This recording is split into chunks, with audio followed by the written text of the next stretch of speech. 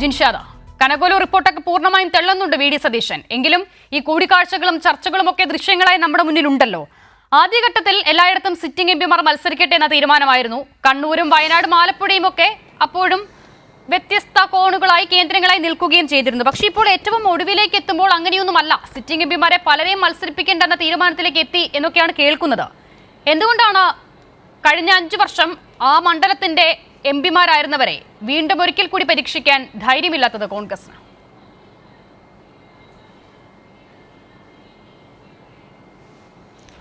അക്ഷിത, നിങ്ങൾ കൈരളിയുടെ news സെൻറ്ററിലോ AKG സെൻറ്ററിലോ എന്തെങ്കിലും കഥയുണ്ടാക്കിയിട്ട് ആ കഥയും അതിൽ മറുചോദ്യങ്ങളും ഉപചോദ്യങ്ങളും ഉണ്ടാക്കിയിട്ട് അതിനൊക്കെ മറുപടി പറയണമെന്ന് പറഞ്ഞാൽ വല്ലാത്ത ബുദ്ധിമുട്ടാണ്. ഞങ്ങളുടെ സ്ഥാനാർത്ഥി പട്ടിക പ്രഖ്യാപിക്കാൻ പോകുന്നതേ ഉള്ളൂ. ഇതിപ്പോൾ CPM-ന് സ്ഥാനാർത്ഥി പട്ടിക പ്രഖ്യാപിക്കാൻ വളരെ എളുപ്പമാണ്. കാരണം CPM-ന് കേരളത്തിൽ മാത്രം നോക്കിയാൽ മതി. ഞങ്ങൾക്ക് രാജ്യം മുഴുവനുള്ള സംസ്ഥാനങ്ങളിലെ സ്ഥാനാർത്ഥി പട്ടിക ഏകദേശം ക്രോഡീകരിച്ച് ഒരുമിച്ചായിരിക്കും പ്രഖ്യാപിക്കുന്ന സാഹചര്യം. അത് പണ്ടും അങ്ങനെയാണ്. ഞങ്ങളുടെ സിറ്റിംഗ് എംപിമാർ മത്സരിക്കണോ വേണ്ടയോ എന്നൊക്കെ തീരുമാനിക്കുന്നത് കോൺഗ്രസ് പാർട്ടിയുടെ ആഭ്യന്തര കാര്യമാണ്. അതിൽ സിറ്റിംഗ് എംപിമാർ മത്സരിക്കുന്നില്ല എന്നത് നിങ്ങൾ പറഞ്ഞുണ്ടാക്കുന്ന ഒരു കഥയായിട്ട് എനിക്കതിനെ കാണാൻ പറ്റുന്നുള്ളൂ. പിന്നെ കഴിഞ്ഞ തവണ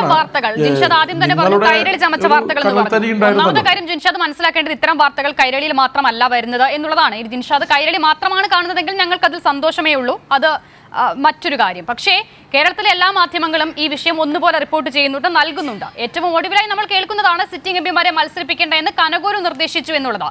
ഏറെക്കുറെ എല്ലാ സിറ്റിംഗ് എംപിമാരും മത്സരിക്കുമെന്നുള്ളത് മുൻപ് തന്നെ UDF നേതാക്കൾ മാധ്യമങ്ങളോടൊക്കെ പ്രതികരിച്ചിരുന്നതായിരുന്നല്ലോ. സുധാകരൻ ഉൾപ്പെടെ അങ്ങനെ പറഞ്ഞിട്ടുണ്ട്. അവസാനമാകുമ്പോഴാണ് ആ തീരുമാന മാറ്റം.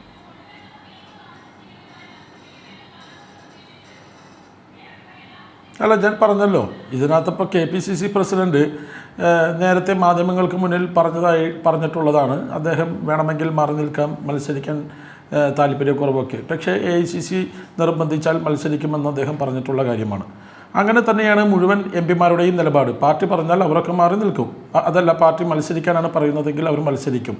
പിന്നെ കഴിഞ്ഞ 5 വർഷത്തെ എംപിമാരുടെ വികസനത്തെക്കുറിച്ചൊക്കെ പറഞ്ഞാൽ ഞാൻ ചുരുക്കി പറയാം. അതിൽ ഒരു 2.5 വർഷമാണ് എംപിമാർക്ക് അവരുടെ ആസ്തി വികസന ഫണ്ട് ഉപയോഗിക്കാൻ പറ്റിയിട്ടുള്ളൂ. കോവിഡിൻ്റെ സമയത്ത് കേരളത്തിലെ പിണറായി വിജയൻ എന്താണോ ചെയ്തത് അതുപോലെ തന്നെ മോദി ചെയ്തു.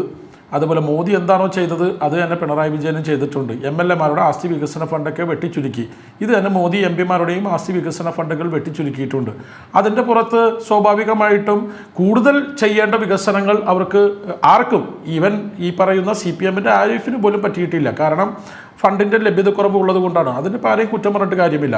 പക്ഷേ ഈ ചുരുങ്ങിയ സാഹചര്യത്തിൽ പോലും UDF-ൻ്റെ MP-മാർ അതിമനോഹരമായിട്ടാണ് കേരളത്തിലെ വികസനം നടത്തിയിട്ടുള്ളത് എന്ന് നമുക്കെല്ലാവർക്കും അറിയാവുന്നതാണ്. ഞാനിപ്പോൾ ഇരിക്കുന്നത് എറണാകുളം ജില്ലയിലാണ്. എറണാകുളം പാർലമെൻറ്റിലെ ഹൈബി ഈഡൻ, തൊട്ടപ്പുറത്ത് ചാലക്കുടിയിലെ നമ്മുടെ ബെന്നി ബെഹനാൻ MP, തൊട്ടപ്പുറത്ത് ഡീൻ കുര്യാക്കോസ്. ആയിരക്കണക്കിന് കോടി രൂപയുടെ വികസനങ്ങളാണ് ഡീൻ കുര്യാക്കോസൊക്കെ മൂന്നാറും ഇടുക്കിയിലും പ്രളയാനന്തര കേരളത്തിന് വേണ്ടി ചെലവാക്കിയിട്ടുള്ളത്. വികസനം നമ്മൾക്ക് കൺമുന്നിൽ കിടക്കുന്നുണ്ട്. ഹൈബി ഈഡൻ്റെ വികസനം എണ്ണി പറഞ്ഞാൽ ഈ സമയം പോരാണ്ട് വരും. ഞാൻ അതുകൊണ്ട് അത്തരത്തിൽ ലിസ്റ്റിലേക്ക് കടക്കുന്നില്ല. കാരണം വരും ദിവസങ്ങളിൽ തെരഞ്ഞെടുപ്പിൻ്റെ ഗോതയിൽ നമ്മളത് കൃത്യമായി എണ്ണമിട്ട് പറയും. അതിലൊരു തർക്കവും വേണ്ട. പിന്നെ ഈ കനകേലുവിൻ്റെ റിപ്പോർട്ട് എന്നൊക്കെ പറഞ്ഞാൽ CPM-ന് കുറേ നാളുകളായിട്ട് വായിൽ വരുന്ന ഒറ്റ പേരേ ഉള്ളൂ, അത് കനകേലുവാണ്. അതിപ്പോൾ തെലങ്കാനയിൽ കോൺഗ്രസ് അധികാരത്തിൽ വന്നതിന് ശേഷം ഏത് ചർച്ചകളിൽ പോയാലും ഏത് CPM-ൻ്റെ നേതാവിനോട് സംസാരിച്ചാലും കനകേലു അല്ലാതെ നിങ്ങൾക്ക് വേറൊന്നും ഇവിടെ പറയാനില്ല. നിങ്ങൾക്ക് ഈ CPM-നുമായി ബന്ധപ്പെട്ട് അല്ലെങ്കിൽ ഈ പാർലമെൻറ്റ് തെരഞ്ഞെടുപ്പിലെ രാഷ്ട്രീയത്തെക്കുറിച്ച് സംസാരിക്കാനുണ്ടോ?